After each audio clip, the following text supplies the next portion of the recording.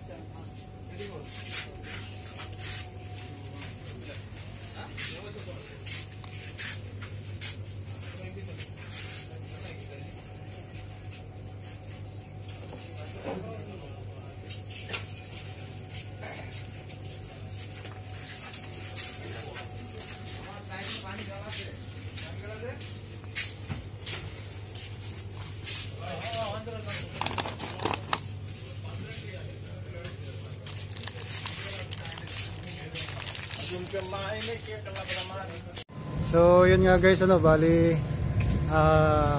nakarating na ako ng tindahan, nakabili na ako ng aking mauulam. Century yung nabili kong ulam.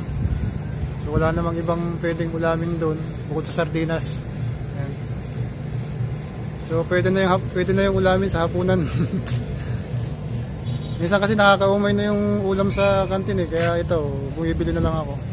So tsaka bumili na rin ako ng tinapay tsaka yung iniinom ko palagi na na strawberry. Yan. So gumagabi na ngayon.